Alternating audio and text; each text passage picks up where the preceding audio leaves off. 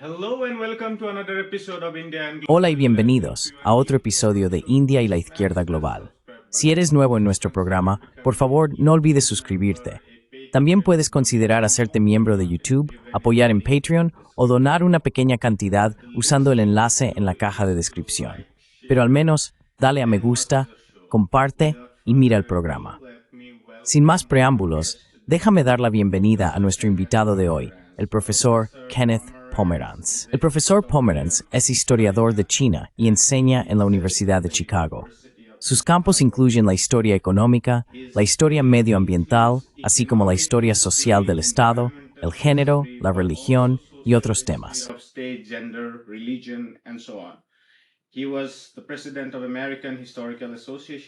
Fue presidente de la Asociación Histórica Americana en el pasado, y sus libros más famosos incluyen La Gran Divergencia, China, Europa y la formación de la economía mundial moderna, y la creación de un interior, Estado, sociedad y economía en el norte interior de China, de 1853 a 1937.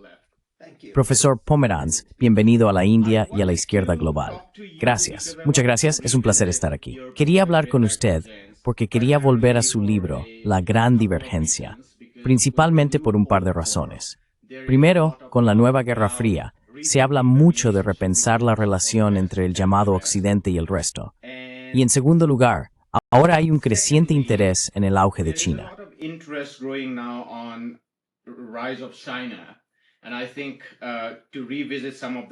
Y creo que sería interesante revisar parte de esa historia.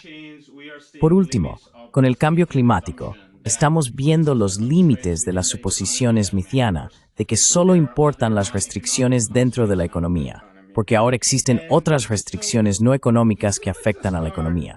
Así que, si pudiéramos empezar obteniendo una idea general de cómo era el mundo en los siglos XVII y XVIII, qué tipo de comida comía la gente, si había campesinos, qué tipo de preocupaciones tenían, qué inquietudes tenían los padres por sus hijos, qué materiales de construcción se utilizaban, y así sucesivamente. Probablemente eso sentaría las bases para esta conversación.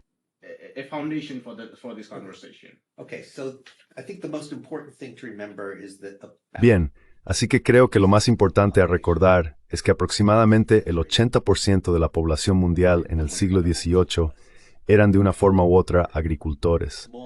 Había un pequeño número de personas dedicadas a otros tipos de producción de alimentos, por ejemplo, como pastores, pero cada vez más los pueblos agrícolas del mundo los estaban empujando hacia los márgenes. Se les obligaba a ocupar tierras cada vez más pobres, etc., a medida que las poblaciones crecían. Para esa gran mayoría que eran agricultores, la preocupación principal era tener suficiente para comer y disponer de lo básico, como combustible para poder cocinar o para sobrevivir al invierno si vivías en un lugar con inviernos duros.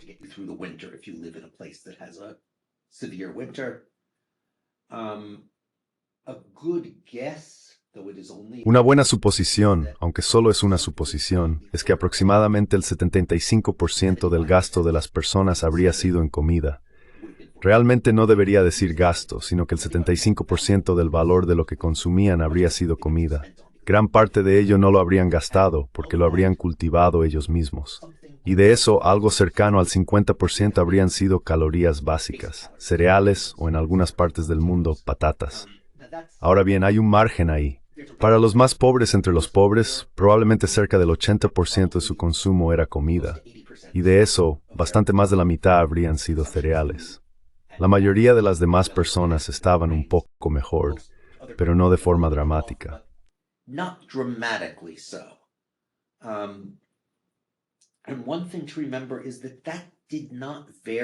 Y una cosa que hay que recordar es que eso no variaba mucho en todo el mundo. Así que las regiones más ricas de Europa, que básicamente serían Inglaterra y los Países Bajos, tenían un nivel de renta per cápita aproximadamente igual al de las regiones más ricas de Asia, que serían el delta del Yangtze en China, quizá Bengala, aunque los datos sobre Bengala son un poco dudosos, así que no estamos del todo seguros. Por supuesto, dentro de todas esas regiones habría algunas personas ricas que les iba bastante bien, y habría una clase media que emergía lentamente y que tenía un nivel de consumo razonable por encima de lo básico. pero aún estamos hablando de niveles bastante bajos. But we're still talking pretty low levels. So we're talking about a little bit more clothing. Así que estamos hablando de un poco más de ropa que antes, es decir, un par de cambios de vestimenta. Estamos hablando de más alimentos además de los cereales. En Europa en particular eso significaría carne por un lado, y azúcar, té y café importados, que empiezan a ser muy importantes en los siglos XVII y XVIII. En China sería algo parecido, aunque con algo menos de carne y algo más de otros productos. Y en las zonas más ricas del sur de Asia, de nuevo no muy diferente. Y una cosa crucial que hay que recordar sobre el mundo de los siglos XVI y XVIII es que prácticamente todo el consumo, de una forma u otra, proviene de la interacción reciente de la luz solar, el agua y la tierra, ¿verdad? Of sunlight, water, and land. Right? Whether it's food that is grown, Ya sea comida que se cultiva o árboles que se talan, en cuyo caso se trata quizá de los últimos 30 años de sol, agua y tierra, fibras textiles, animales, ya sea para alimentación, para pieles o para fuerza motriz, energía. Con pequeñas excepciones, el consumo de las personas proviene del crecimiento orgánico relativamente reciente de plantas, a veces procesadas, a veces no. Y lo que esto significa es que existen compensaciones, porque cada hectárea que se dedica a cultivar algodón, lino u otra fibra textil, no se dedica a cultivar alimentos, ni está forestada para producir madera, ni proporciona combustible para el invierno, etc. Y ese es un hecho realmente fundamental del mundo de la temprana edad moderna, y tiene consecuencias profundas para las posibilidades de crecimiento. profound consequences for the possibilities of growth. Areas that are reasonably densely populated, Las zonas que están razonablemente densamente pobladas y tienen un consumo per cápita algo superior a la media, suelen estar rozando los límites de lo que pueden producir con sus propias tierras de una forma u otra. O bien se están quedando sin bosques y por tanto sin madera, o bien se están quedando sin fibras textiles o lo que sea. Y la manera en que resuelven esto es haciendo exactamente lo que alguien como Adam Smith diría que deberían hacer, que es tomar parte de su mano de obra porque están densamente poblados, producir bienes artesanales y vender esos bienes artesanales a cambio de productos de la tierra, alimentos, madera, etc. Obviamente hay grandes variaciones, ¿verdad? obviously there are big variations, right? Some of that trade is relatively free. Some of it is Parte de ese comercio es relativamente libre, parte de él es forzado, parte es más eficiente que en otros lugares, etc. Pero esa es la historia básica. Y eso es común a todas las partes relativamente prósperas del mundo moderno temprano. De nuevo, hay diferencias menores, pero en el conjunto general las diferencias son bastante pequeñas. De manera similar, hay pequeñas diferencias en aspectos como la esperanza de vida, pero son muy pequeñas. Todas las áreas densamente pobladas lidian con lo que llamamos enfermedades de masas, cosas como el sarampión, la viruela, etc., que permanecen endémicas donde hay una población humana densa y matan principalmente a los jóvenes. human population and kill mostly young people. And so they push the Y así reducen considerablemente la esperanza de vida media. Es posible que a finales del siglo XVIII, la esperanza de vida en, por ejemplo, las zonas más ricas de Japón, partes de la Norteamérica colonial, especialmente Massachusetts, y quizá algunas regiones de Inglaterra y los Países Bajos, fuera un poco más alta que en otros lugares. Pero si es así, las diferencias son muy pequeñas y probablemente estén dentro del margen de error estadístico. Lo cual no significa que no haya lugares en peor situación, definitivamente los hay. Pero entre los lugares que están razonablemente bien, existe una gran cantidad de similitudes que se deben a limitaciones materiales bastante fundamentales. back to pretty fundamental material constraints. So, a lot of scholars of Así que, en mi opinión, muchos estudiosos de la historia económica de la Edad Moderna han leído la historia al revés. Saben que en el siglo XIX el noroeste de Europa toma la delantera, y por eso dedican mucho tiempo a buscar las formas en que ya estaba por delante 100, 200 o incluso más años antes, intentando encontrar una explicación para esa divergencia final. Creo que cuanto más se analizan los datos, menos fundamento hay para pensar. Primero, que esas divergencias existían antes de aproximadamente 1750. Y segundo, para pensar que incluso si existían, tuvieran mucho que ver con la divergencia del siglo XIX, que yo sostendría que proviene de factores discontinuos, de sorpresas repentinas.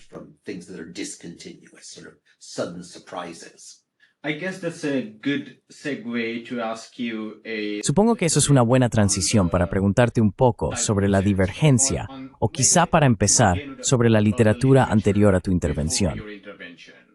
Por supuesto, tendremos en cuenta, como dijiste, todo el equilibrio que la gente tenía que hacer con la comida, el combustible y la fibra. La fuente principal era la luz solar. Y eso era una especie de techo. Dentro de ese límite, se podía ajustar entre estas 3 o 4 variables, pero era un límite vinculante. Esa sensación en Brismall, y todo existe, de que Occidente siempre más desarrollado. But there is still a sense that the West has always been more developed. And of course, this is more plausible if one talks about. Y por supuesto, esto resulta más plausible si se habla de 500 años. Tu libro realmente desmontó esa idea, y argumentas que fue mucho más tarde, quizás hacia finales del siglo XVIII, cuando Occidente empezó a tomar la delantera. Así que, si pudieras contarnos, ¿cuáles fueron los argumentos más importantes a favor de esa narrativa? Oímos hablar de tecnología, agricultura, productividad, capital a largo plazo en Europa. Si pudieras contarnos algunos de los argumentos más relevantes que respaldaban esta narrativa, de que Occidente había tomado la delantera sobre Oriente muy pronto.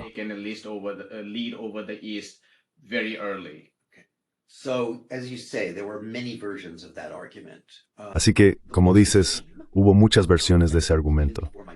La más extrema, que creo que incluso antes de mi libro ya poca gente creía, sugería que era una cuestión de ciencia, y que solo Europa había tenido ciencia desde la antigua Grecia, y por eso avanzó tecnológicamente gracias a esa ciencia. Y esa, creo, ya en los años 60 o 70 era muy difícil de sostener. Habíamos aprendido muchísimo sobre la ciencia de la edad moderna temprana, en China, en la India, en el mundo árabe, etc. Y estaba bastante claro que aunque sí, Europa estaba por delante en ciertas áreas, estaba por detrás en otras, incluyendo de manera bastante crucial la productividad agrícola, que es un tema importante cuando la mayor parte del consumo de la gente es comida. Una segunda explicación que era bastante común era que solo Europa tenía verdaderos derechos de propiedad privada.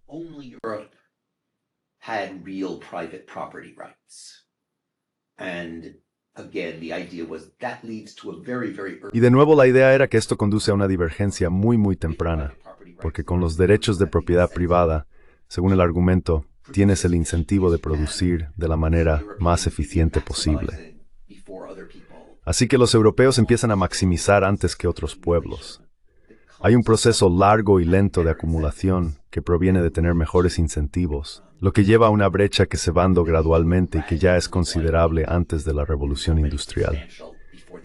Y de nuevo en la versión más extrema del argumento, esos dos factores irían de la mano, de modo que habría una noción de, en uno de sus momentos menos ilustrados, despotismo oriental, y la idea de que la iniciativa privada había sido aplastada en Asia.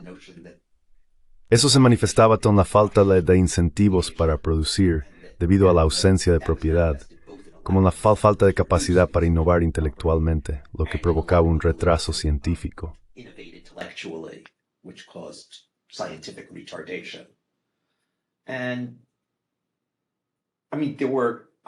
Y quiero decir, obviamente había versiones más y menos sofisticadas de esos argumentos, pero sus variantes continuaron circulando, y de hecho todavía siguen circulando. Y luego, un tercer argumento era uno que no se remontaba tanto en el tiempo, pero sugería que la combinación del Renacimiento europeo y el descubrimiento del Nuevo Mundo provocó algún tipo de ruptura fundamental en la forma en que los europeos pensaban sobre el mundo, porque el hallazgo del Nuevo Mundo hizo saltar por los aires muchas viejas verdades asumidas. La combinación de eso y una emancipación gradual del pensamiento respecto a la Iglesia a través del Renacimiento y la Reforma, una vez más, condujo a una especie de ventaja.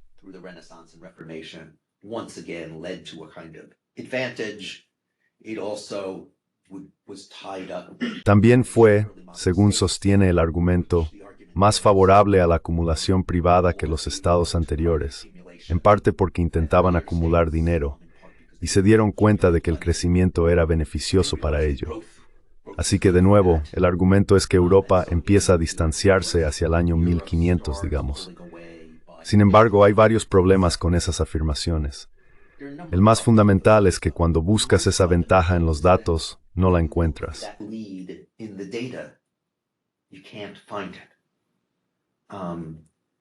So to take the two. Así que tomando los dos casos que destaqué, si observas la subsección más rica de Europa, que básicamente es Inglaterra más los Países Bajos del norte, y luego la comparas con la parte más rica de Asia Oriental o China, es decir, el delta del Yangtze, por lo que podemos saber, la gente en el delta del Yangtze consume en promedio al menos tantas calorías per cápita, quizá incluso un poco más.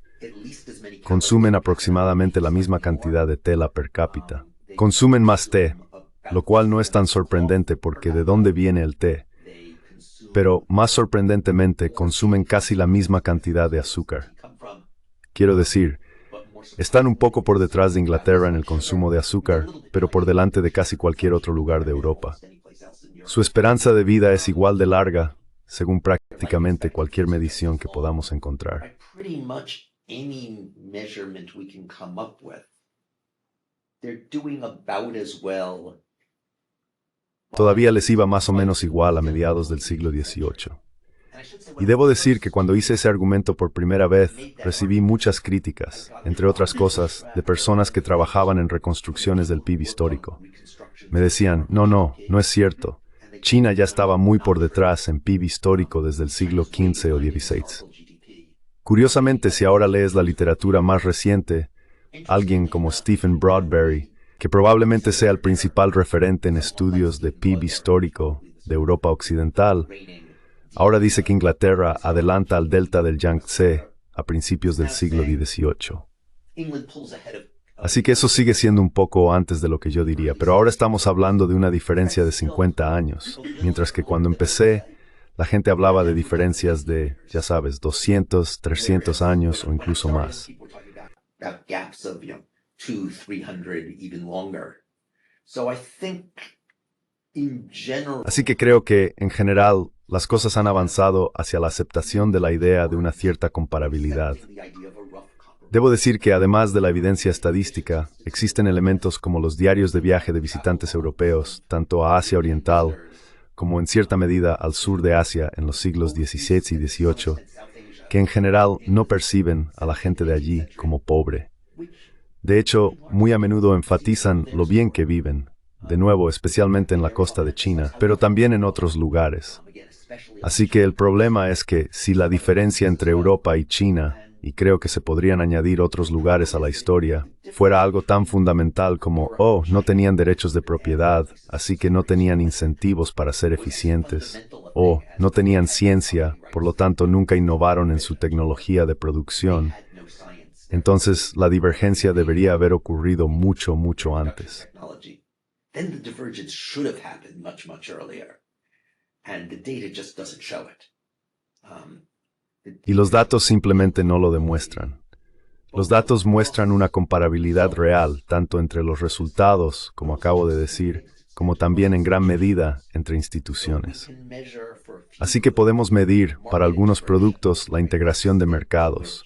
Si el precio en el lugar A se mueve en consonancia con el precio en el lugar B, eso sugiere que hay un comercio relativamente libre y eficiente entre ellos. Los mercados de grano chinos, por ejemplo, están fenomenalmente bien integrados. Mejor que cualquiera en el continente europeo y bastante cerca de los británicos hasta finales del siglo XVIII. Y ten en cuenta lo mucho más grande que es China en comparación con Gran Bretaña en un mundo donde el transporte es difícil. Se esperaría diferencias de precios mucho mayores en China. You would expect much bigger price gaps in China. If you look at factor markets. Si observas los mercados de factores, la capacidad, por ejemplo, de comerciar tierras para que vayan a manos de quienes pueden hacer un uso relativamente eficiente de ellas, La posibilidad de que los trabajadores se desplacen y encuentren empleos que les permitan ganar tanto como puedan, simplemente no existen esas grandes diferencias. Sí, hay pequeños detalles aquí y allá en los que Europa está en mejor situación. Uno, que resulta tener importantes consecuencias a largo plazo, es que la minería europea está claramente más avanzada. Pero hay otros aspectos en los que ocurre lo contrario. Por poner un ejemplo, incluso en 1820, cuando la industria británica ya ha despegado de forma significativa y está absorbiendo trabajadores del campo,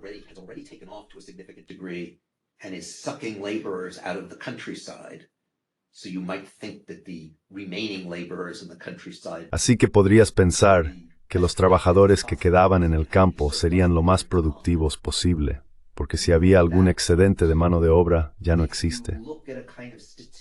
Incluso en ese momento, si observas una granja inglesa promedio y una granja promedio del delta del Yangtze, y esto no es tanto mi trabajo como el de un tipo llamado Bob Allen en Oxford, y de Li Bo-chong, que en ese momento estaba en la Universidad de Ciencia y Tecnología de Hong Kong, la productividad laboral diaria en esas granjas del delta del Yangtze es aproximadamente el 90-94% del nivel del Reino Unido, o más específicamente de Inglaterra. Así que la diferencia es bastante pequeña, mientras que la diferencia en la productividad de la tierra es de alrededor del 700% a favor de China.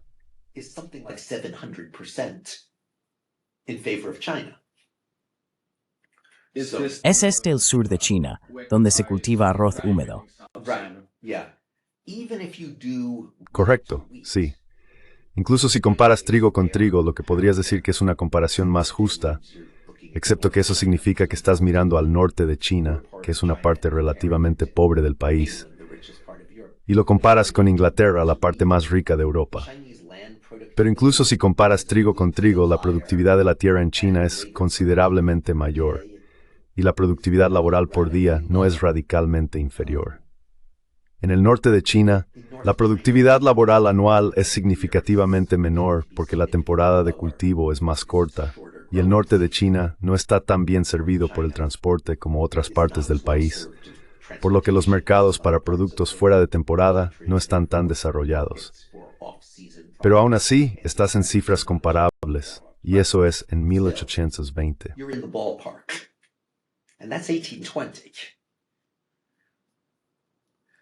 Si pudiera contar un poco, simplemente para continuar con este hilo sobre la tecnología, en relación con la tecnología que ahorra mano de obra o tierra, o tecnología que ahorra mano de obra.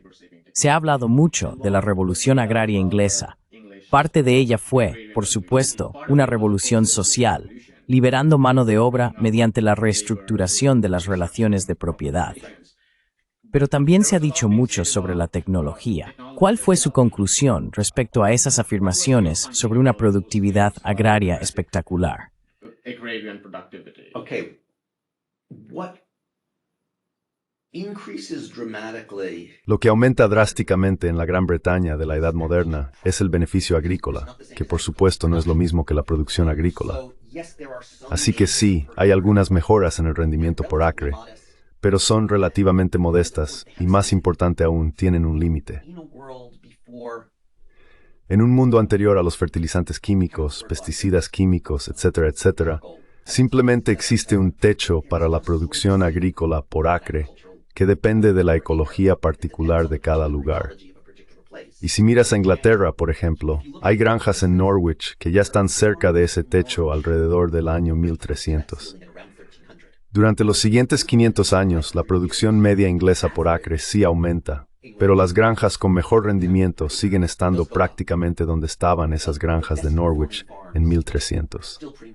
Lo que ocurre es que, con el tiempo, cada vez más granjas se acercan a ese techo a medida que descubren, por su propia naturaleza, las granjas son heterogéneas, ¿verdad? By their very nature, farms are heterogeneous, right? Each farm has a slightly different slope than the one next to it. Cada granja tiene una pendiente ligeramente diferente a la de la que está al lado. Tiene un suelo un poco distinto. Recibe un poco más de sombra o de sol o lo que sea. Y especialmente en un mundo en el que no dispones de análisis químicos modernos que te ayuden, es un proceso lento y difícil averiguar cómo igualar la productividad de tu vecino más exitoso. Durante un periodo de unos 500 años, lo que ocurre es que la producción aumenta, pero no supera cierto techo. De hecho, a finales del siglo XVIII hay indicios bastante claros de que se está estabilizando. Eso resulta ser sorprendentemente parecido a lo que se observa en el delta del Yangtze. Así que tenemos un puñado de granjas alrededor de Suzhou que ya en el siglo XIII parecen tener el mismo rendimiento por acre que las granjas de mejor desempeño tendrán a finales del siglo XIX. As the best performing farms are going to have in the late 19th century. Y hasta la mano de obra empleada por hectárea también era comparable. Quizás un poco más de trabajo para una hectárea única de terreno, si no me equivoco. Yes, I mean I'll get to that in a minute. And what's happening is that Sí, gradually over quiero decir, llegaré a eso en un minuto. Lo que está ocurriendo es que gradualmente con el tiempo, cada vez más parte del delta del Yangtze se está acercando al nivel de esas granjas de Suzhou, que ya eran tan exitosas 5 o 6 siglos antes, pero no lo están superando mucho.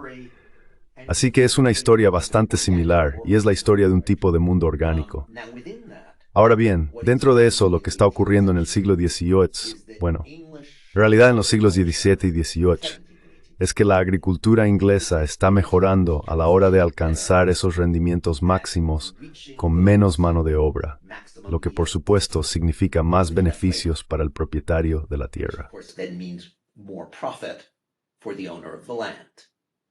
And so there is an Así que hay una revolución agraria, que en gran medida es una revolución redistributiva. Quiero decir, no quiero negar que haya algunas mejoras en la productividad, aunque la mayoría se producen en la primera parte de esa revolución agraria en el siglo XVII. El final del siglo XVIII parece ser casi totalmente redistributivo. Ahora bien, esa redistribución sí tiene consecuencias para la aparición del capitalismo inglés, ¿verdad? Pone un gran excedente en manos de ciertas personas. Sin embargo, eso solo te ayuda si puedes acceder a productos agrícolas adicionales de algún otro lugar, ¿no? Si tienes más mano de obra que puedes emplear en otro sitio. Bueno, todo eso está muy bien, pero aún tienes que alimentar a esa mano de obra. well, that's all very nice, but you still have to feed that labor. And in fact, Y de hecho, probablemente también más energía, si tienen que hacer otra cosa. Exacto. right. And in fact, England is going in the Y de hecho, Inglaterra pasa, a finales del siglo XVIII, de ser un exportador neto de alimentos a ser un importador neto de alimentos. Pero aún más importante que eso es que, como sabemos, el gran auge de la producción se da en los textiles, y las fibras textiles tienen que venir de algún sitio. Resulta que en su mayoría provienen de América, en forma de algodón. Y si haces un pequeño cálculo y te preguntas, veamos la cantidad de algodón que Inglaterra está procesando en textiles, incluso en 1830, que todavía es relativamente temprano en la revolución industrial, no se puede cultivar algodón en Gran Bretaña. and you can't grow cotton in Britain. You can't grow it in most of Europe, in fact. No se puede cultivar en la mayor parte de Europa, de hecho. Es tropical, bueno, no exactamente tropical, pero necesita mucho calor y mucha agua. Además, la mayor parte de la tierra en Europa ya está en uso. Y te preguntas, bueno, ¿cuántas hectáreas habrían hecho falta, por ejemplo, para proporcionar suficiente lana como para sustituir eso? Resulta que la cantidad de superficie que habrías necesitado está 1 y 2 veces toda la tierra dedicada a la agricultura, el pastoreo, en todas las islas británicas. Así que habrías necesitado 2 Britannias más solo para obtener la fibra textil que necesitabas, o lana. To get you the textile fiber you needed. Or wool. Right. Similarly, Correcto. De manera similar, Gran Bretaña es, en parte debido a su agricultura relativamente extensa, el hecho de que hay mucha tierra cultivada por persona, lo que es la otra cara de decir que hay relativamente poca mano de obra por hectárea. Inglaterra es uno de los lugares más severamente deforestados de Europa, ya desde la época de Shakespeare en realidad. Esta es una de las razones por las que la gente se quejaba de quemar carbón. Bien, entonces pregúntate, ¿cómo esto es el uso doméstico del carbón? Esto es la industria doméstica, ¿verdad? Más tarde también se utiliza para la industria, pero el primer uso es para los hogares. Así que realiza un ejercicio similar, y en este caso, Anthony Wrigley lo hizo antes que yo. Él dijo que resulta, de nuevo, si tomas las fechas de creo que usó 1800 y 1815 en lugar de 1830, pero tendría que volver y comprobarlo.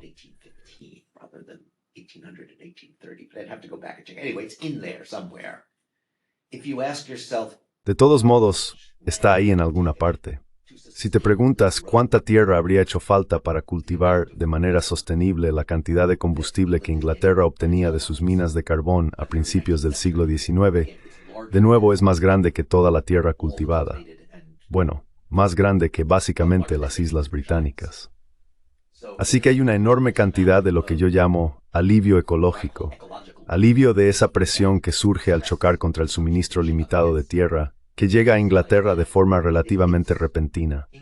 Una parte proviene del imperio de ultramar y del posimperio, los recién independizados Estados Unidos. Otra parte proviene del subsuelo, de las propias minas de carbón de Inglaterra. El auge del carbón es en parte una cuestión de innovación tecnológica. Entonces, Miguel Mombreville explicar, es una cuestión en pura suerte. ¿De dónde se hizo el carbón?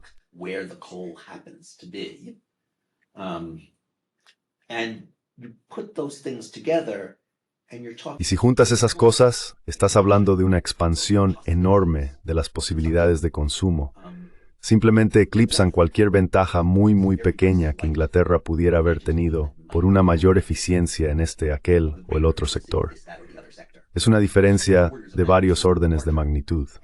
Y ocurre en un momento en que el crecimiento estaba topando con estos límites ecológicos. Hicieron falta tanto los recursos de ultramar, a los que Inglaterra en particular tenía acceso privilegiado debido a su historia de construcción imperial, como el cambio a los combustibles fósiles para crear una especie de divergencia repentina y masiva. Y esa es realmente la historia de los años, digamos, más o menos de 1770 a 1830. Antes de eso no se observa mucha divergencia, y al final de ese periodo se ve mucha.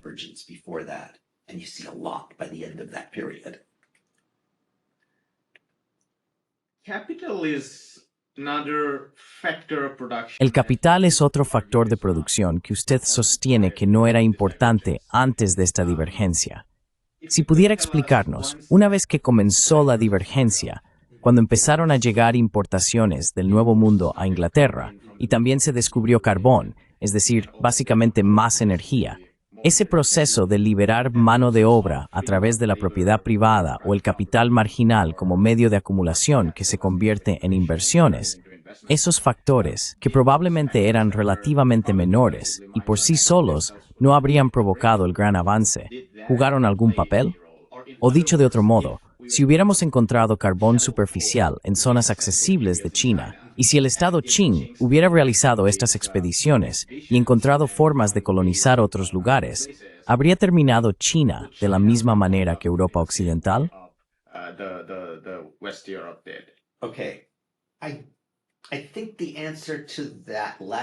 Creo que la respuesta a esa última pregunta tiene que ser, no lo sabemos. Y mi argumento no es que si se hubiera invertido la suerte habría sido China la primera. Quiero decir, tal vez lo habría sido, tal vez no. Creo que la afirmación clave es realmente que si eliminamos esos factores, no habría ocurrido en el noroeste de Europa, al menos no en ese momento. Así que tenemos que imaginar la posibilidad de que quizá nadie habría sido el primero, ¿verdad? Podría haber habido un estancamiento durante muchísimo tiempo. No había nada necesario en el avance hacia la economía de los combustibles fósiles y hacia el mundo de alto consumo. ¿Ayudó el hecho de que Gran Bretaña tuviera un capital relativamente abundante cuando comenzó el proceso? Por supuesto.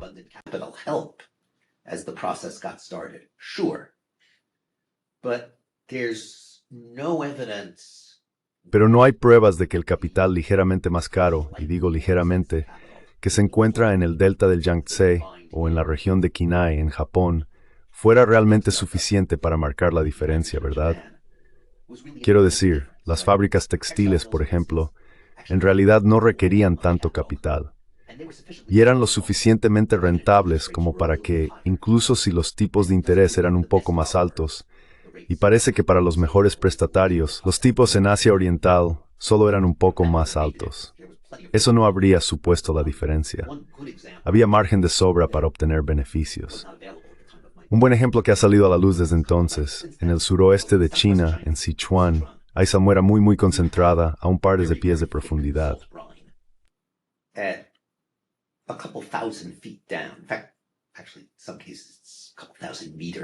De hecho, en algunos casos está a un par de miles de metros de profundidad.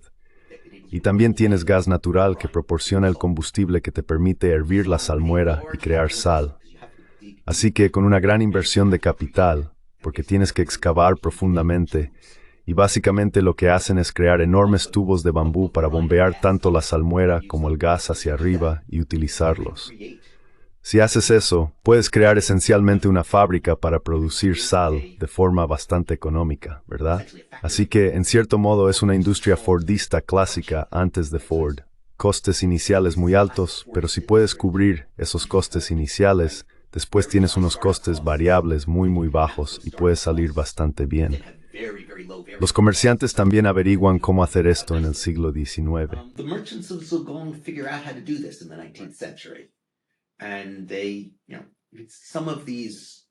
Y algunos de estos pozos tardan 10 años o más en perforarse. Algunos de los tubos por los que transportan el gas y la salmuera tienen muchísimas millas de longitud. Esto requiere un gran capital. Y Sichuan es una parte del país mucho más pobre que el delta del Yangtze, pero no encuentran que no puedan conseguir el capital cuando lo necesitan. Es una cuestión de si tienes oportunidades rentables que lo exijan. Pero sí, desde luego, la acumulación de capital importa, ¿verdad? El hecho de que Inglaterra y Holanda tengan tasas de interés relativamente bajas significa que crecen más rápido de lo que lo harían de otro modo. Pero de nuevo, eso probablemente sea un factor bastante pequeño en comparación con otras cosas.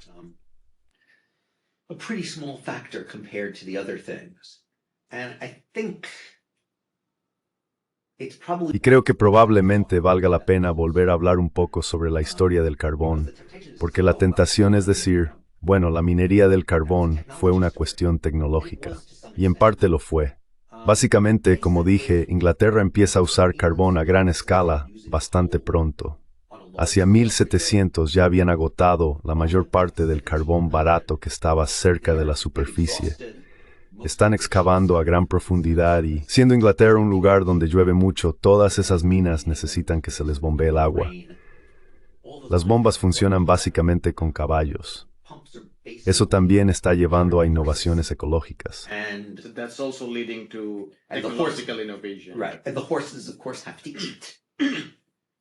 Exacto. Y los caballos, por supuesto, tienen que comer. De hecho, los caballos comen mucho.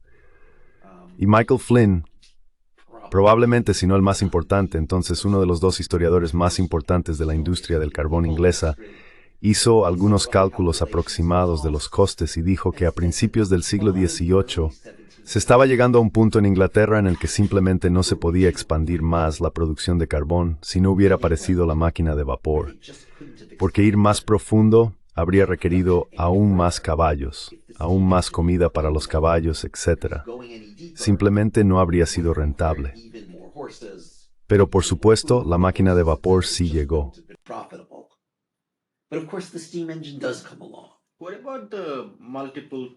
¿Y qué hay del argumento de las poleas múltiples? Que innovaciones como usar dos poleas, básicamente aumentar una tensión, dividiéndola en dos, pueden llevar a un uso más eficaz de la energía. Así que, si utilizas un sistema de poleas múltiples, un solo caballo puede tirar del doble de peso de lo que podría de otra manera.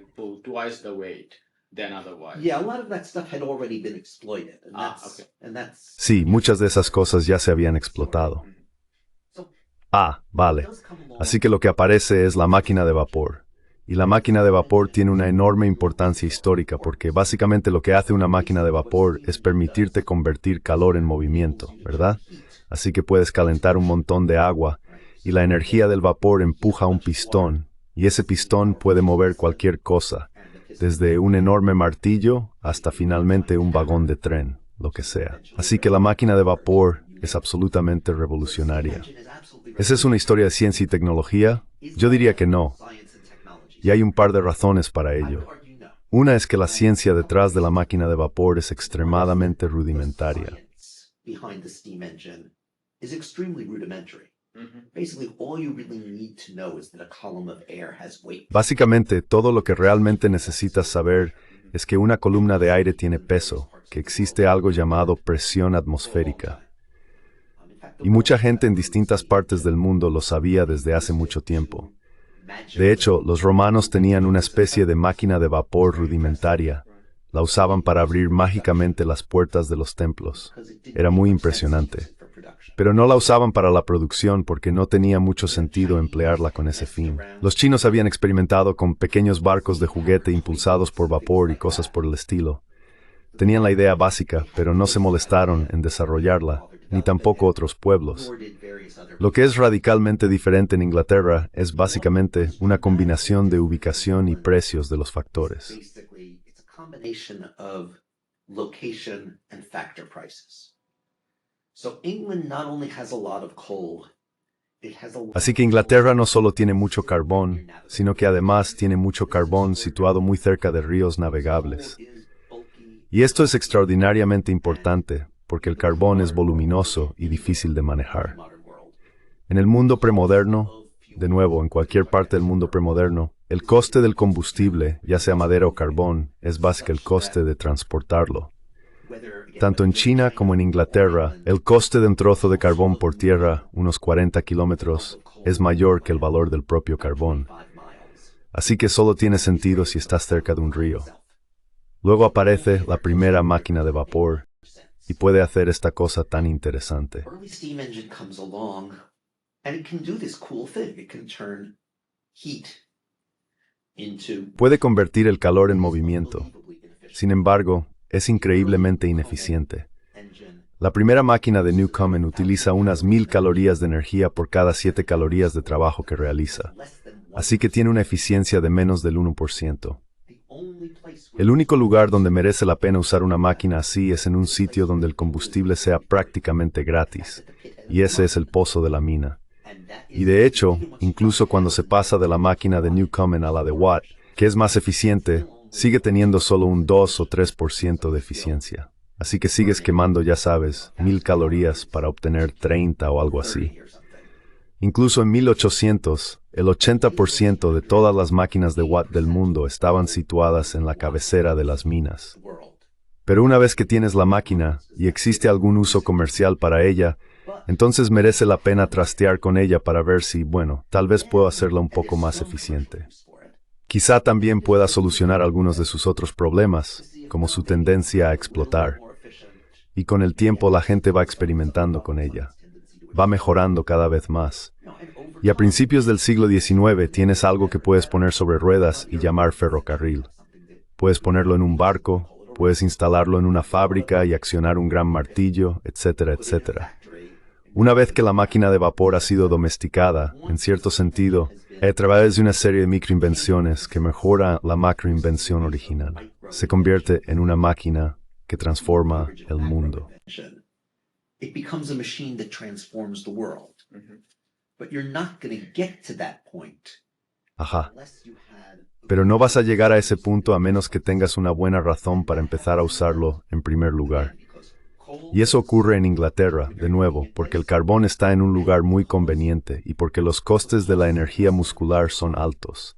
El grano es caro en Inglaterra y en consecuencia la energía muscular, ya sea humana o animal, también es relativamente cara. La posibilidad de sustituir esa energía muscular por calor resulta atractiva de una manera que realmente no lo es en la mayor parte del mundo, lo que es una de las razones por las que la máquina de vapor en realidad tarda bastante en difundirse, incluso en la Europa continental. quite slow to spread even to continental Europe.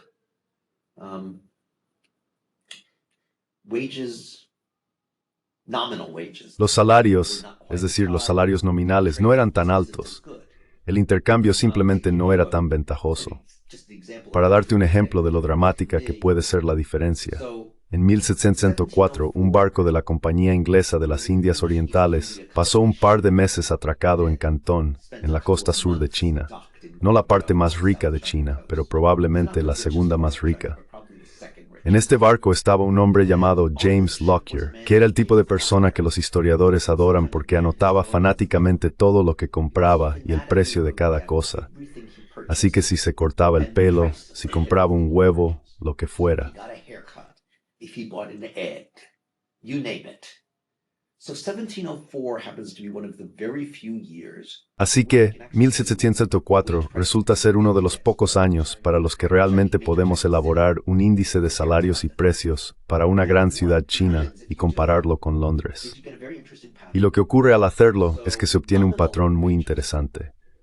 Los salarios nominales en Londres, es decir, los salarios nominales medidos en plata, son más de 4 veces superiores a los de Cantón. Sin embargo, el coste de las calorías, la parte más importante del coste de la vida, también es más alto, 5 veces más que en Cantón. Y si analizas todos los datos, los salarios reales son comparables. Así que no es que China tuviera mano de obra barata en el sentido de que los trabajadores estuvieran necesariamente peor. Pero como he dicho, casi todo es mucho más caro en Londres que en Cantón.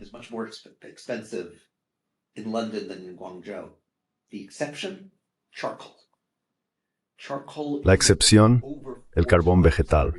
El carbón vegetal es más de 4 veces, si no recuerdo mal, más caro en Cantón que en Londres, lo que significa que, sumando todo, la proporción entre el coste de la energía muscular y el coste de la energía térmica es 20 veces mayor en Inglaterra que en Cantón. Dado eso, ¿en qué lugar merece la pena experimentar para ver si se puede mejorar una máquina que utiliza energía térmica en lugar de energía muscular? ¿Y en cuál no? Y eso, diría yo, es una diferencia mucho más importante que ayuda a explicar por qué la revolución de los combustibles fósiles se produce en Inglaterra, mientras que en China, que tiene mucho carbón, pero la mayoría está en zonas sin salida al mar, bastante lejos de sus regiones más ricas, no ocurre.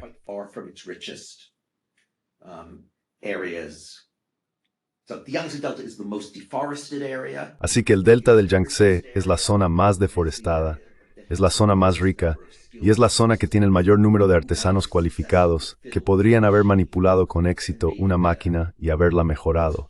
Está a cientos de kilómetros tierra adentro de donde se encuentra la mayor parte del carbón. Inglaterra tiene la suerte de que gran parte del carbón está justo al lado del río. Puedes llevarlo a Londres. Ahora bien, obviamente esa no es toda la historia, porque también podrías haber llevado ese carbón a Ámsterdam. Y sin embargo, los holandeses no desarrollan una máquina de vapor. Los holandeses usan turba, que es mucho menos eficaz. Aún así es mejor que quemar madera. Contiene mucha más energía en un volumen dado. Basis Umaus Grimbiao Parth Suestreis.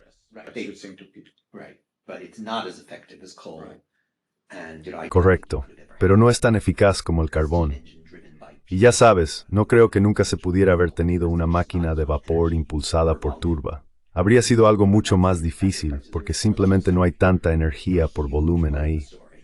Así que, ya sabes, no estoy diciendo que los precios de los factores sean toda la historia, pero son una parte enorme de la historia. Y resulta que favorecen la adopción de maquinaria que ahorra mano de obra, en el noroeste de Europa más que en otros lugares. Y la más importante realmente es la máquina de vapor, ¿verdad? Quiero decir, si la quitas, simplemente no tienes una gran divergencia. La producción textil eficiente está muy bien, pero por sí sola no te va a sacar de esa limitación de la tierra.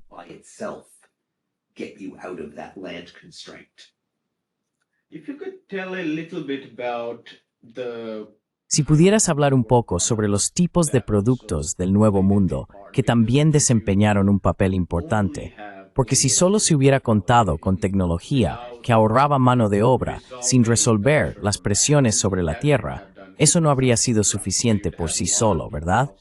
Así que habría mucha gente fuera de la agricultura, pero aún tendrías que alimentarlos. Y si no hubiera habido nada más, entonces solo la máquina de vapor no podría haberlo solucionado, ¿verdad? Entonces, ¿qué tipo de importaciones empezaron a recibir? Y si me permites añadir otra pregunta aquí, ¿qué hay del papel de la inversión inglesa en el transporte marítimo, que formó parte de las primeras expediciones y demás? Además, la gente relaciona esto con la historia del capital a largo plazo, los seguros o la propiedad privada, etc. ¿Qué papel tuvo la inversión en el transporte marítimo en esta historia de alivio del estrés ecológico? Okay, so there are two kinds of New World imports. Así que hay dos tipos de importaciones del Nuevo Mundo desde la perspectiva de la que estoy hablando. Ones that Unas son las que alivian el estrés ecológico de forma relativamente directa. Con diferencia, la más importante a largo plazo es el algodón, pero también está el azúcar, un poco de trigo y la madera y productos relacionados con la madera. Ya en el siglo XVIII, aproximadamente un tercio de los barcos británicos se construyen en Norteamérica porque la madera es barata. Así que llegan troncos, sí, llegan troncos, pero aún más, llegan barcos enteros. También lo que se llaman pertrechos navales, cosas como alquitrán y trementina, que básicamente se obtienen hirviendo materiales durante muchísimo tiempo, así que en realidad también son reservas de combustible. También llegan de América. Pero ecológicamente, hasta mediados del siglo XIX, la historia más importante es el algodón, probablemente el azúcar en segundo lugar, y the matter stakes productor relacionados también ahí. timber and timber-related products also in there. And then in the middle of the 19th century, you start to get meat. Y luego a mediados del siglo XIX empieza a aparecer la carne, primero cerdo y después, básicamente tras la Guerra Civil estadounidense, pero para entonces la divergencia ya está bastante avanzada. Pero luego hay otros productos y otros comercios que no proporcionan un alivio ecológico como tal, pero sí contribuyen a la construcción del poder. Y esos serían los metales preciosos. Los metales preciosos, por supuesto, no son cosas que se puedan comer, pero puedes tomarlos y comerciar con ellos en otras partes del mundo. También puedes usarlos para pagar a personas que te ayuden a construir fuertes en Yakarta o donde sea. Puedes usarlos para construir poder. Puedes usarlos, en el caso de Bengala, para sobornar a los poderes locales y ayudar a que la Compañía de las Indias Orientales se vuelva políticamente poderosa. Help the East India Company become politically powerful. ¿Estamos hablando principalmente de plata? I mean, silver's the most important one. There's quite a bit of gold too. Quiero decir, la plata es la más importante. By volume. También hay bastante oro, pero la plata es, sin duda por volumen, la gran protagonista. Y entre 1500 y 1800, quizá incluso hasta 1850, no estoy seguro de eso, más del 80% de toda la plata y el oro extraídos en el mundo entero salieron de América. Y luego hay cosas como el tabaco, que no mejoran la vida de nadie, pero son rentables, en parte porque son adictivas, y ayudan tanto a los comerciantes como a los estados a acumular riqueza. El comercio del tabaco no hace que nadie sea más saludable, pero sí enriquece a algunas personas. Ayuda a enriquecer al tesoro inglés. En el siglo XVIII se ha calculado que un esclavo que trabajaba en una plantación de tabaco en Virginia generaba más dinero cada día para la corona inglesa que para su propio dueño, y por supuesto, casi nada para sí mismo. Y ese tipo de cosas ayudan a impulsar el capitalismo, porque proporcionan un bien que la gente común se esfuerza por conseguir, algo más allá de las simples necesidades básicas, que por la razón que sea, la gente deseaba lo suficiente como para trabajar horas adicionales, etc. People wanted enough that they would work additional hours, etc. And they also provide an avenue for Y también ofrecen una vía tanto para la acumulación mercantil como para la acumulación estatal, ¿verdad? world imports. Lo interesante de estas importaciones del Nuevo Mundo es que en su mayoría no se pueden producir en casa. Eso las hace más de moda y también relativamente fáciles de grabar y de aplicarles un gran margen de beneficio. Las hace rentables, ¿no? Y se desarrolla una simbiosis entre los comerciantes privilegiados, especialmente los de las compañías privilegiadas, pero también algunos otros, y el Estado, y en particular la Marina Real. El poder de la Marina Real es extraordinariamente importante, tanto para la capacidad de Inglaterra de proyectar poder y expandir su imperio, como para la capacidad de Inglaterra de seguir obteniendo beneficios del comercio, incluso después de que el imperio formal haya desaparecido. Gains from trade, even after formal empire is gone. Right? So in the case of the North American Así que en el caso de las colonias norteamericanas, por ejemplo, llega la independencia, pero primero ya estaban organizadas institucionalmente para exportar, y eso continúa. Segundo, la Marina Real significa que los comerciantes ingleses, en realidad ingleses y escoceses, están en posición de obtener la mayor parte de ese comercio. Y esa acumulación sí importa, porque una de las cosas que ocurre en el mundo posterior a la máquina de vapor es que surgen muchas oportunidades para inversiones lucrativas en capital productivo fijo, y eso es históricamente relativamente novedoso. Si observas el mundo de la temprana edad moderna, los comerciantes más ricos normalmente no invertían gran parte de su fortuna en la producción. typically did not invest very much of their fortune in production. They're in trade for the most part. They're sometimes buying land. En su mayoría se dedican al comercio, a veces compran tierras, pero no es especialmente rentable, aunque pudieras permitírtelo, comprar 1000 telares manuales. Es mucho más rentable ser el comerciante que recoge los productos de esos 1000 telares y luego los vende a muchos kilómetros de distancia. Así que es mercantil frente a industrial. Exacto, exacto. Y eso es, quiero decir, si miras, por ejemplo, las primeras corporaciones tanto en Inglaterra como en Holanda, las corporaciones son una innovación importante que permite acumular grandes cantidades de capital y al separar la propiedad del control, son eficaces obligando a los inversores a esperar por sus beneficios. Esas son cosas realmente importantes que conocemos en el mundo moderno. Those are really important things we know in the modern world.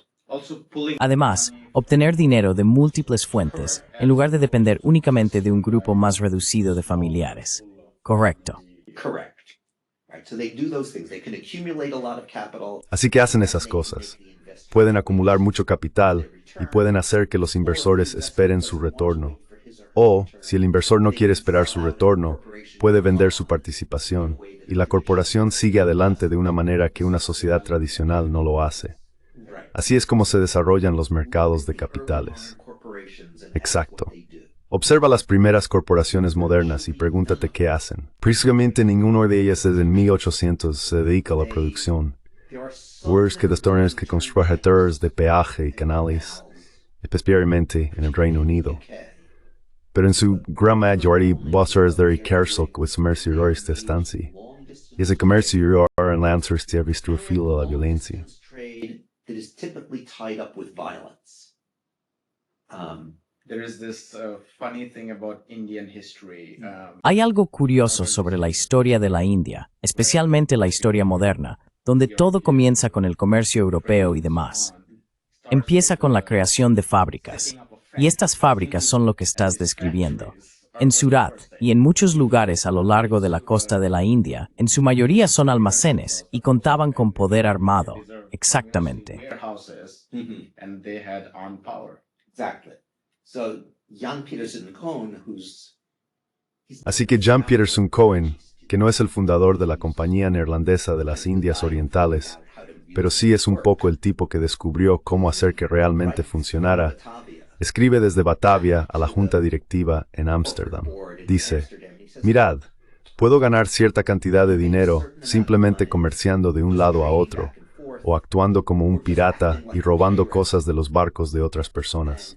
Puedo ganar algo de dinero así. Pero si queréis ganar mucho dinero, tenéis que ser un poco pacientes.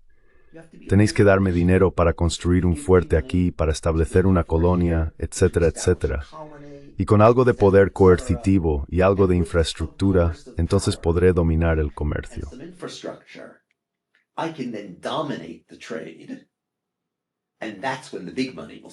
Y es entonces cuando empezará a fluir el gran dinero. Y por supuesto, tenía toda la razón. Destrucción total del libre comercio en el Océano Índico. Correcto. Y lo mismo ocurre aunque los mecanismos son un poco diferentes, pero si observas el asentamiento de la mayoría de las colonias americanas, bueno, quiero decir, las latinoamericanas fueron en su mayoría realizadas por la corona. Muchas de las de Norteamérica fueron hechas por compañías autorizadas. Y de nuevo, se hacen por compañías autorizadas porque la colonia va a tardar un tiempo en ser rentable, ¿verdad? Hay que limpiar la tierra, hay que construir los fuertes.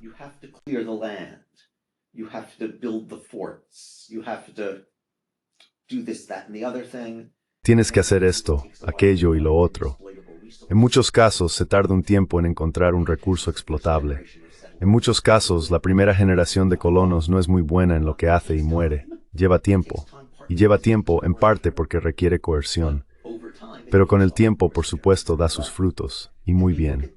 Y si miras estas corporaciones europeas, realmente no es hasta el siglo XIX, cuando llegan los ferrocarriles, cuando tienes una empresa productiva que realmente requiere capital paciente a una escala que hace que la corporación sea una forma de organización necesaria. A necessary form of organization. But once you have capital intensive, Pero una vez que tienes formas intensivas en capital en tu sociedad, es una gran ventaja. Pero eso realmente solo ocurre en el mundo de los combustibles fósiles. Hasta ese momento, la función principal de la forma corporativa es el comercio a larga distancia y la coerción con la que está vinculada. Y como probablemente sabes, incluso la Compañía Inglesa de las Indias Orientales y la Compañía Holandesa de las Indias Orientales, donde no pueden usar la coerción, donde realmente tienen que competir cara a cara con los comerciantes asiáticos en una zona de libre comercio, no les va tan bien. De hecho, hay una razón por la que la Compañía Holandesa de las Indias Orientales quiebra a finales del siglo XVIII, y es en gran parte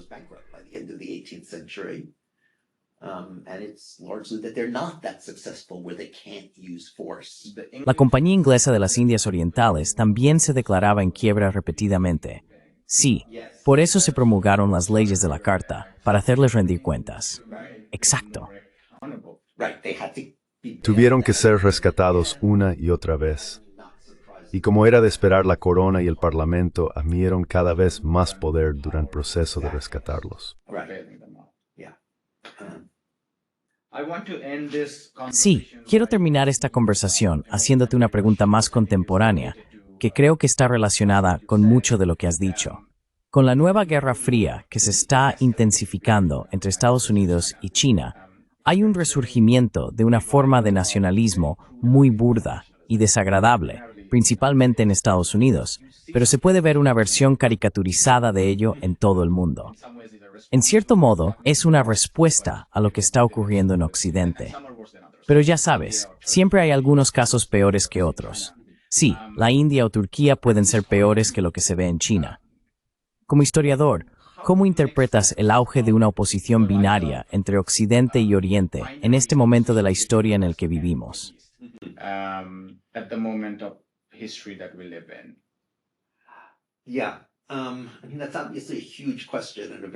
Sí, quiero decir, obviamente es una cuestión enorme y muy complicada, pero creo que es importante recordar que muchas ideas que nos gustaría pensar que habían sido desterradas de nuestra era ilustrada, en realidad nunca desaparecieron del todo, ¿verdad? Por ejemplo, la idea de que la gente en Asia Oriental estaba acostumbrada a vivir bajo el despotismo, que no les importaba la individualidad, la creatividad, etcétera, etcétera. Que eran perfectamente felices siendo herramientas de un Estado centralizado y poderoso siempre que pudieran comer, que es básicamente el mito del despotismo oriental. Nos gustaría pensar que ese mito había desaparecido, pero en cierto nivel nunca se fue. Y de manera similar, la idea que lo acompaña, de que los pueblos no occidentales son de alguna manera menos creativos, y por lo tanto podrían ser buenos imitando nuestra tecnología. Lo que, en la visión de Trump, de ayudaste a nuestra tecnología.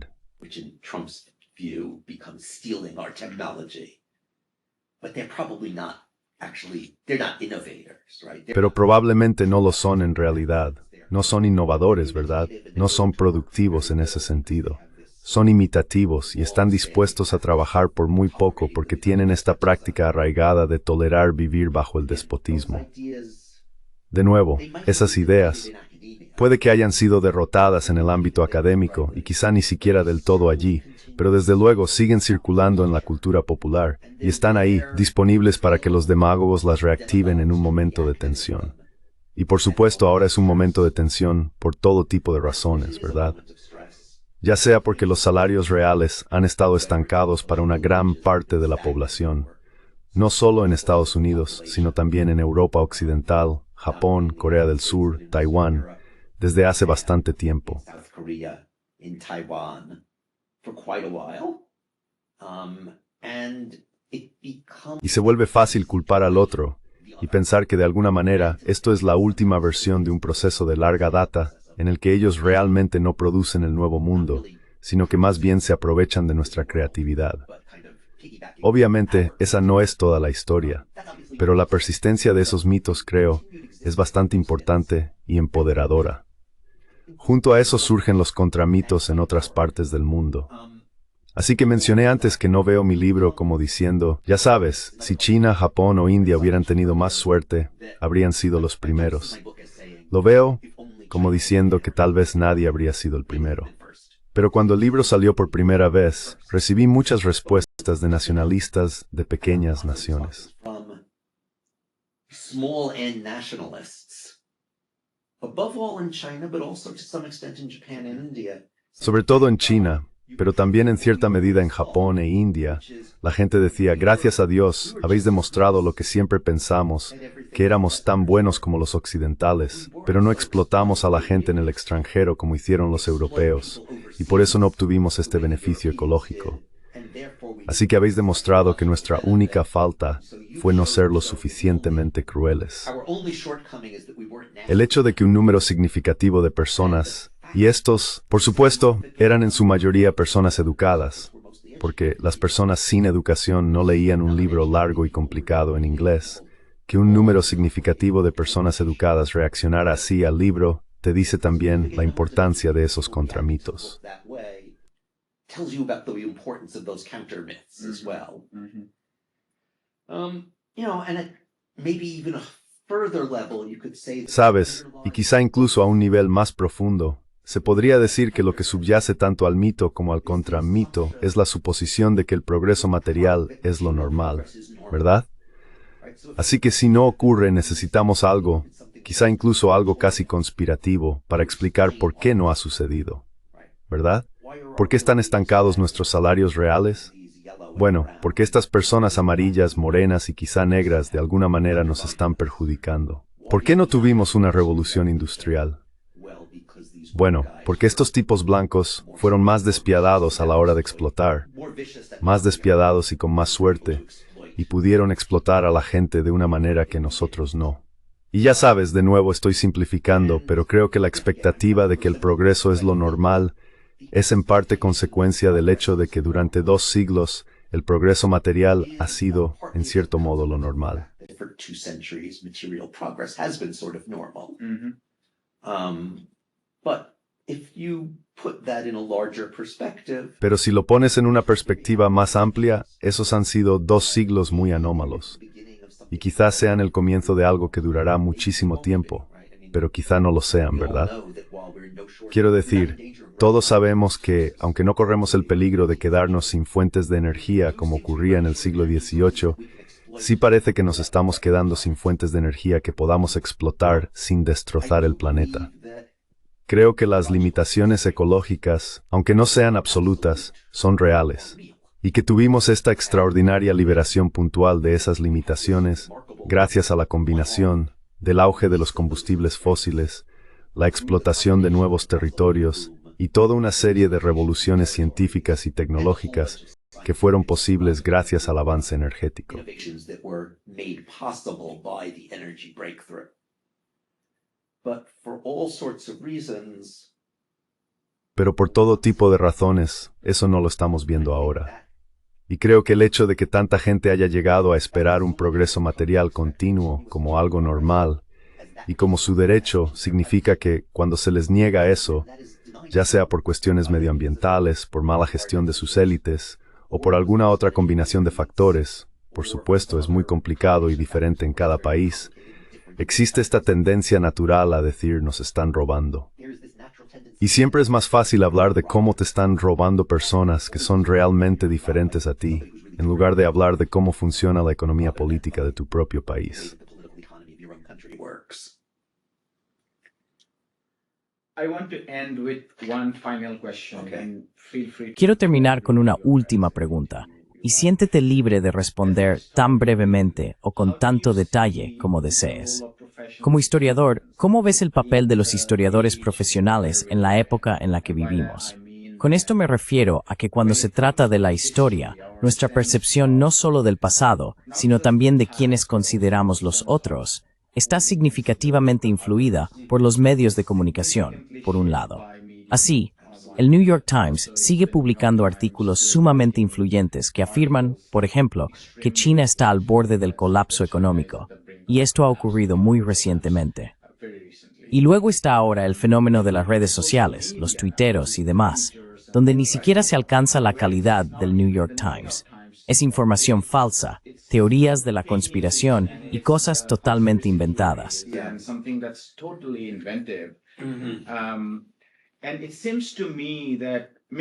Y me parece que quizás lo siento con más fuerza por venir de la India, dado que el auge del nacionalismo hindú ha significado que la historia se haya reescrito completamente como un producto de la imaginación de alguien para servir de instrumento a un proyecto político. ¿Os sentís impotentes como historiadores académicos? ¿Os sentís apáticos ante lo que ocurre en el mundo en general? ¿O hay algo que todavía os da esperanza, que os haga pensar que podéis tener un papel como historiadores académicos más allá de investigar o enseñar en una universidad de la Ivy League? ¿Cómo veis esto? Okay, so apathetic, certainly not. De acuerdo, apático, desde luego que no. Puedes preguntarle a mi esposa qué le pasa a mi presión arterial cuando leo o escucho las noticias la mayoría de los días. Sin esperanza, a veces. Pero creo que una de las cosas que tenemos que hacer, no porque los académicos vayamos a liderar el camino hacia algo mejor, sino porque necesitamos ser parte de un conjunto más amplio de movimientos hacia algo mejor, es que sí tenemos que defender lo más cercano a la verdad que podamos descubrir. Así que el hecho de que alguien esté simplemente equivocado no es una razón para dejar de intentar hacer las cosas bien. Probablemente sea una razón para dedicar al menos parte de tu tiempo a escribir cosas que no tengan 800 notas a pie de página y que tengan más posibilidades de llegar a personas que no están actualmente matriculadas en tus clases y por lo tanto no tienen que leer lo que les mandas leer.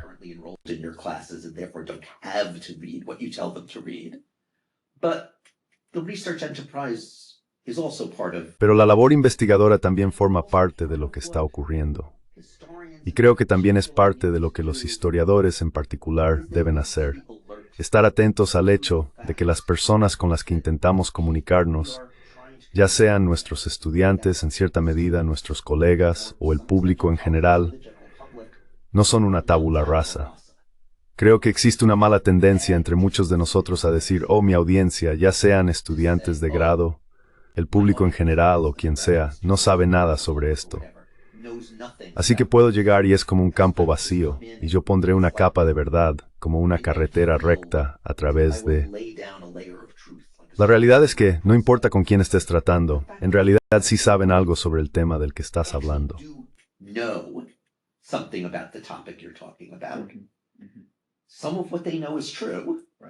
Parte de lo que saben es cierto. Parte de lo que saben es un disparate. Parte es una mezcla compleja. Pero tienes que tener eso en cuenta, o nunca llegarás a ninguna parte. Así que si tengo tiempo, permíteme dar 2 ejemplos. De hecho, actualmente estoy trabajando con un amigo mío. Estamos coescribiendo un libro de texto introductorio de historia mundial para cursos universitarios. Cuando empezamos a trabajar en ello, una de las cosas que hice fue mirar mapas del mundo que se comercializan para niños. Mapas tipo puzzle, mapas pensados para colgar en las paredes de las aulas de infantil y que son especialmente coloridos, etc.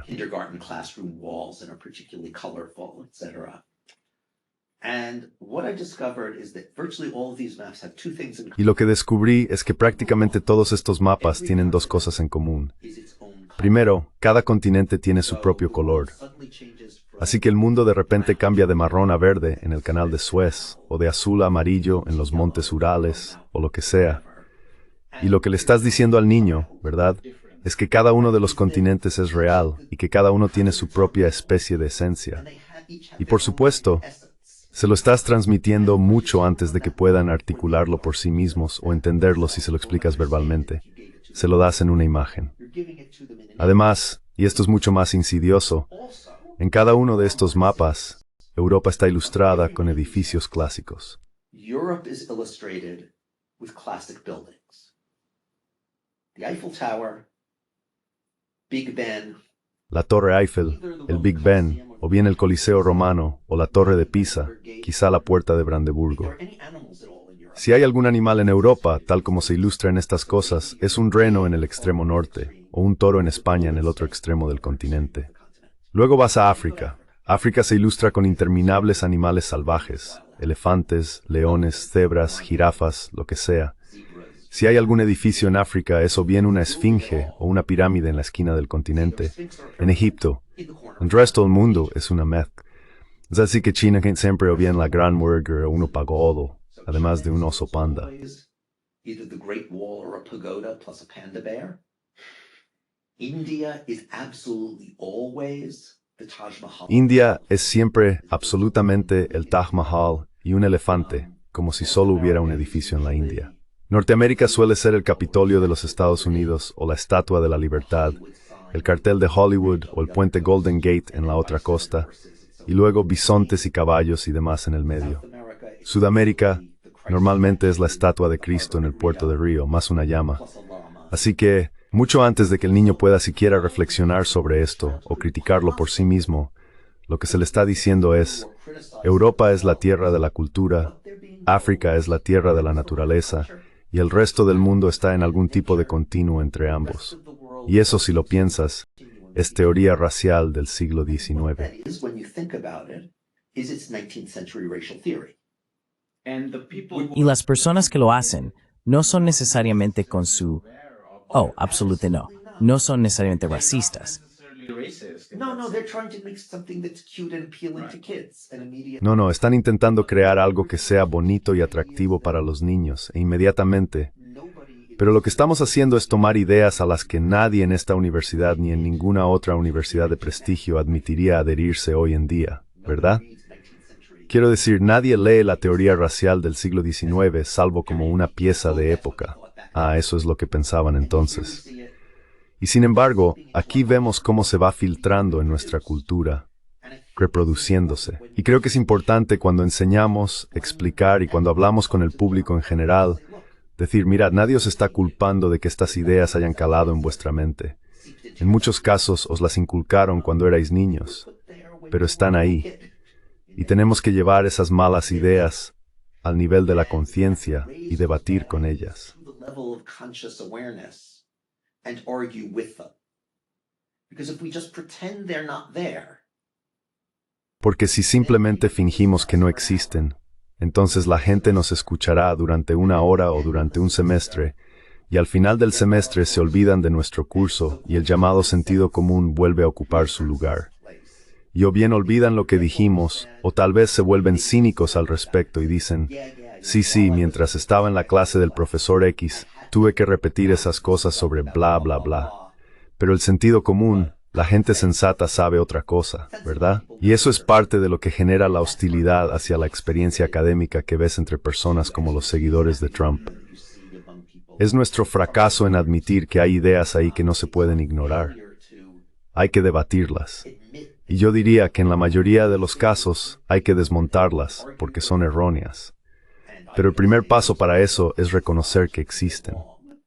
but the first step to that is acknowledging that they're there. And that, I think, that kind of pedagogy. Y creo que ese tipo de pedagogía es realmente importante. Y creo que ya sabes, no es que vaya a ser fácil, especialmente en una era de redes sociales, pero creo que es más importante que nunca. Si pudiera dar un ejemplo más, que es mucho más sutil que el de los mapas para niños pequeños. Una vez estaba dando una charla en realidad era un grupo de banqueros que me habían pedido que hablara sobre el nacionalismo chino. Y estos eran banqueros estadounidenses. Y ya sabes, por supuesto son personas bien formadas, etcétera, etcétera. Son sofisticados. Supongo que leen el Times y el Journal o el Financial Times o algo así. Ya sabes, no dependen de Fox News. En fin, estaba hablando sobre el nacionalismo chino y algunas de las formas en que se reproduce. Talking about Chinese nationalism and some of the ways in which it is reproduced.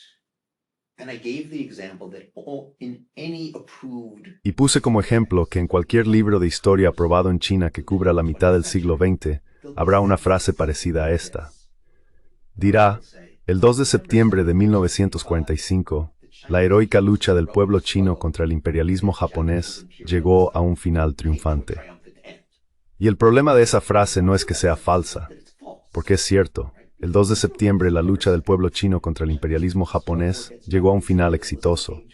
El problema, por supuesto, es que ignora el hecho de que una gran razón por la que la lucha del pueblo chino tuvo éxito es que Estados Unidos había pulverizado la marina japonesa, bombardeado las islas principales de Japón, etcétera, etcétera.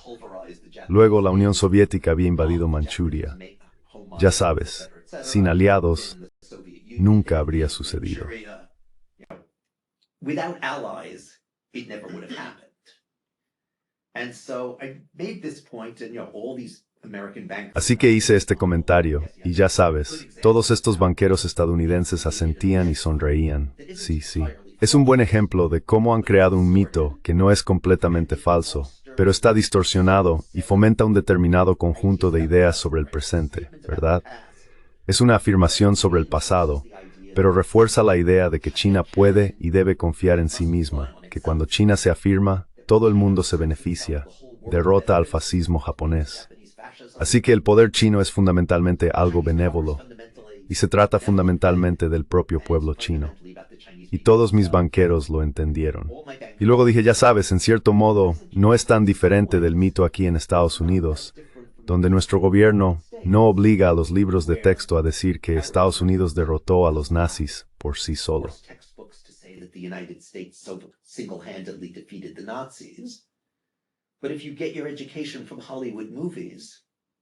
Pero si obtienes tu educación de las películas de Hollywood, tenderías a pensar eso, que son los estadounidenses, más quizá uno o dos británicos valientes, quienes derrotan ese mal supremo. Nada del Ejército Rojo. Así es. Y sin embargo, todos sabemos que la gran mayoría de las bajas soviéticas se produjeron realmente en el frente oriental.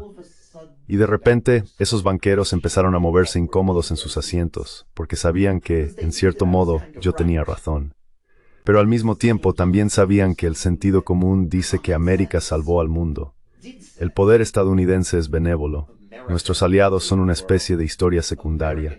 Y luego, por supuesto, en Rusia hay otra historia más, en la que ellos solos libraron al mundo del mal, derrotaron al fascismo. Y nunca sabrías nada sobre el papel de la ayuda estadounidense para permitir el avance del Ejército Rojo, etcétera, etcétera. Enabling the Red Army to advance, etc., etc. So, these stories circulate. Así que ya sabes, estas historias circulan, y al menos la gente educada más o menos sabe la verdad, ¿no? Los chinos educados saben que Estados Unidos desempeñó un papel enorme en la derrota de Japón. Los estadounidenses educados saben que el Ejército Rojo fue absolutamente central para derrotar a los nazis. Pero el sentido común con el que convivimos en el día a día no lo reconoce. Y de nuevo, creo que parte de lo que debe hacer la historia es confrontar el sentido común y señalar dónde es ideológico. Quiero decir, por supuesto, no todo el sentido común es ideológico. Parte de él es sensato, pero hay una gran parte que no lo es, y es peligrosa. Y no sé si los historiadores, al oponerse conscientemente a ello, lograrán controlarlo.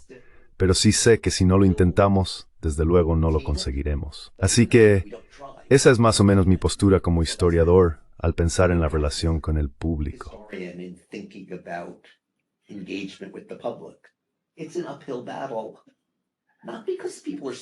Es una lucha cuesta arriba, no porque la gente sea estúpida, sino porque existe una cultura ahí fuera, y esa cultura ha sido moldeada, en muchos casos, a veces deliberadamente, a veces, como dices, no de forma deliberada en absoluto. No creo que las personas que hacen esos mapas para niños estén sentadas pensando, vaya, quiero reforzar antiguas jerarquías raciales. Simplemente hacen lo que les resulta fácil. Oh, África, sí, cebras. A los niños les encantarán las cebras. Pongamos una cebra ahí. India. Oh, el Taj Mahal. El Taj Mahal es genial, ¿verdad? Pero todos tenemos que esforzarnos un poco más que eso. Y eso es, al menos en parte, lo que espero que los historiadores y otros intelectuales que se relacionan con el público en general puedan hacer. Pueden contrarrestar algunas de las formas peligrosas de sentido común que existen.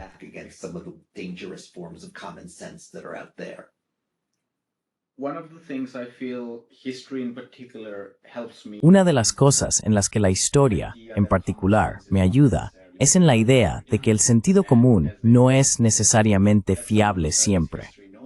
Y cualquiera que estudie historia lo sabe, porque toda la cuestión, las discusiones sobre hechos históricos y demás, tiene mucho que ver con lo que es fiable y lo que no lo es. Y lo que hacemos allí a través del tiempo, uno puede hacerlo a través del espacio y pensar que, bueno, en el momento presente, como indio, lo que escucho sobre el lado pakistaní puede no ser necesariamente cierto ni de sentido común, de la misma manera que mi intuición sobre un campesino que vivía en el siglo XIX puede ser completamente errónea. Y creo que en ese sentido, la historia o los métodos históricos sí ofrecen una posibilidad. Si eso llevará a algo o no depende de hacia dónde vayamos colectivamente. Pero creo que tienes razón. Where we go collectively. Yeah, but I think you're right, and I think, and sometimes it doesn't. I've given Y creo examples que, of ideological- ya sabes, a veces no. Quiero decir, he dado ejemplos donde las consecuencias ideológicas son obvias.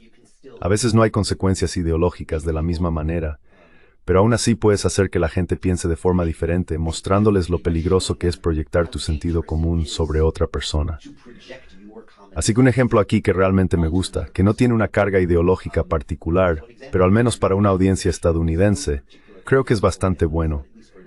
Proviene de un tipo llamado Sam Weinberg, que enseña en la Facultad de Educación de Stanford. Él cuenta la historia de cuando fue a una clase de instituto, creo que en Boston, aunque podría estar recordando mal, pero era un colegio bastante bueno. though I could be misremembering, but anyway, it was a pretty good school, and he gives Y les cuenta a los estudiantes sobre la batalla de Lexington, la primera batalla de la Revolución Americana. battle in the American Revolution. Y lo que se vuelve muy evidente, si lees correctamente el relato de la época, es que los colonos estaban ridículamente superados en armamento, organización, etc., y que en realidad fue menos una batalla que una masacre. Los soldados británicos simplemente, y uno de los mejores estudiantes de la clase fue de los primeros en leer el texto y darse cuenta de eso, y decir, siempre nos dicen que es la batalla de Lexington, pero vaya, esto parece realmente muy desigual. Fíjate en las enormes ventajas que tenían los británicos.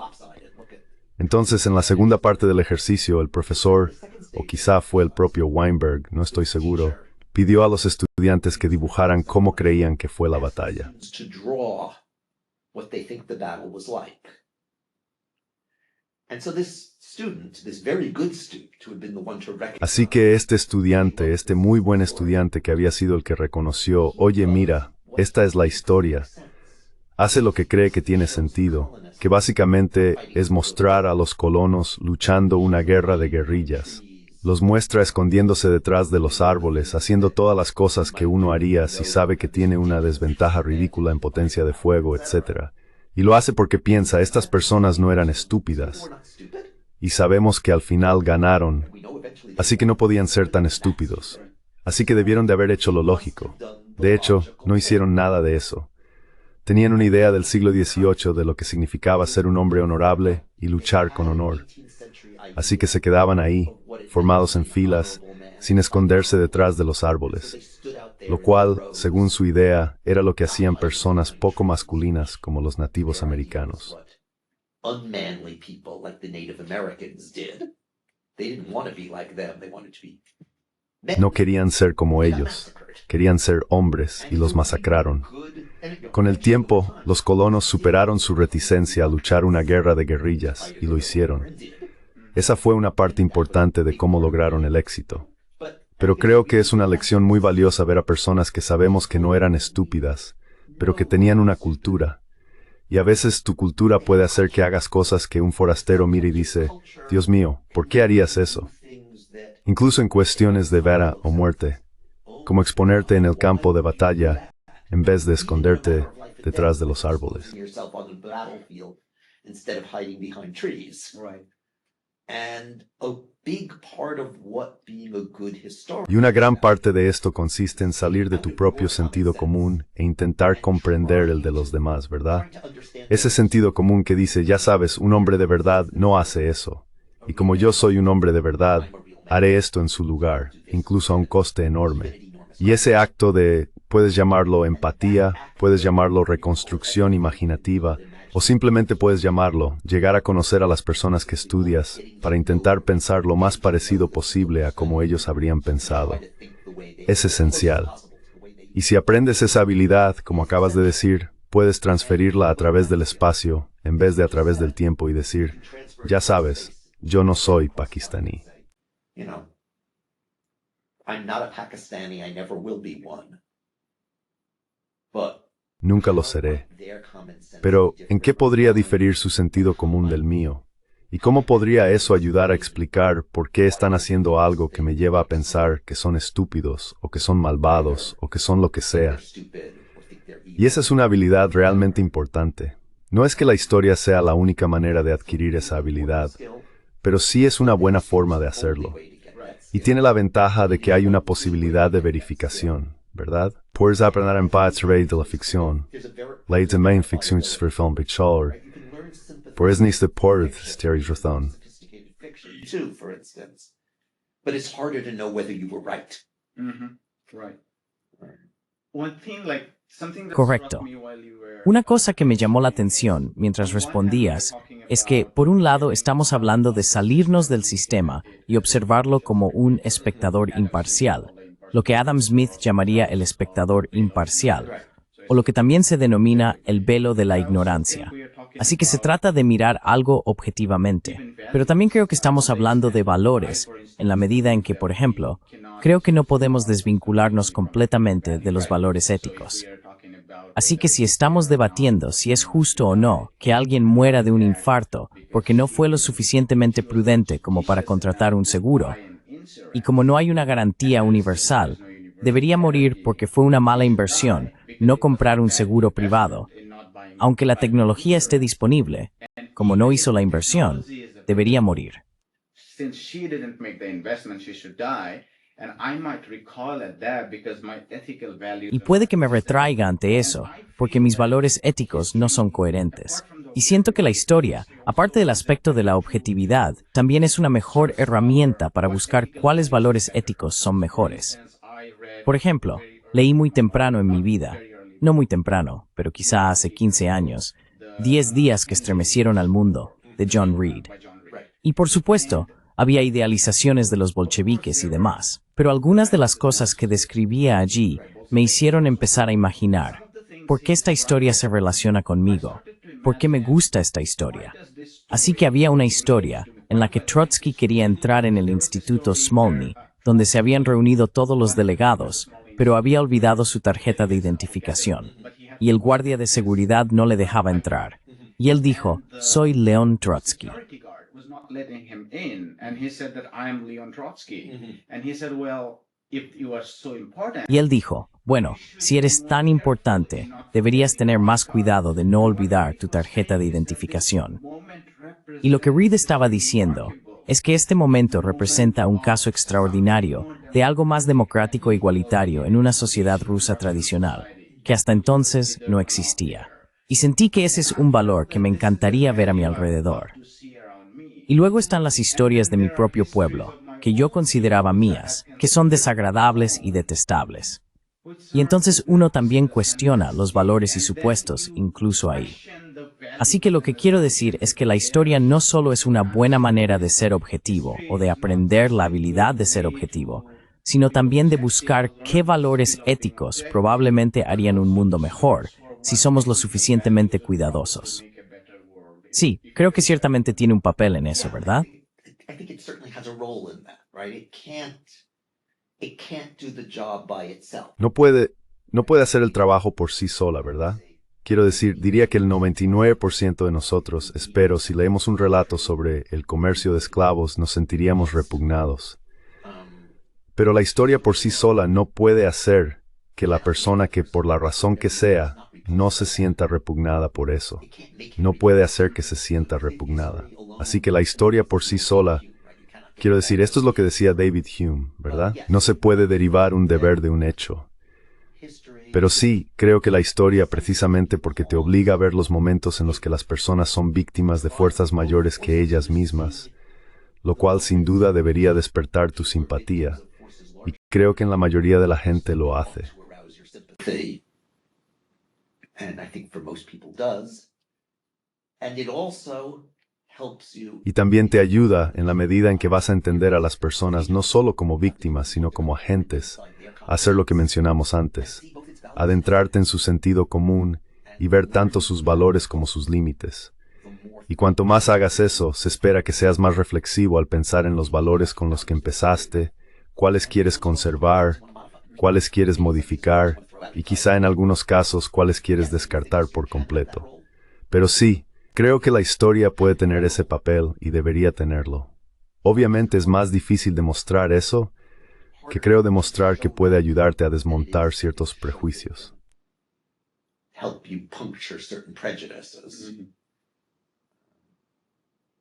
Because history can also make us very Porque la historia también puede hacernos muy emocionales en el otro extremo y puede volvernos muy vengativos y rencorosos. Así que siempre hay un terreno resbaladizo en eso. Lo dejamos aquí, profesor Pomeranz. Esto también ha estado muy bien y ha sido un placer tenerle con nosotros. Muchísimas gracias. Ha sido un placer hablar con usted. Buena suerte, muy bien. Good luck. All right. Hi, my name is Ayushman. Hola, me llamo Ayushman. Junto con Jyotishman, hemos creado esta plataforma. Durante los últimos 2 años, hemos intentado crear contenido para las fuerzas de izquierda y progresistas. Hasta ahora, hemos entrevistado a economistas, historiadores, comentaristas políticos y activistas. Si te ha gustado nuestro contenido hasta ahora y quieres que construyamos un archivo para la izquierda, tengo 2 peticiones para ti. Por favor, considera hacer una donación para la causa. El enlace está en la descripción de abajo. Además, si no puedes hacerlo, no te sientas mal. Siempre puedes dar like a nuestros videos y compartirlos con tus compañeros. Por último, no olvides suscribirte al canal. Don't forget to hit the subscribe button.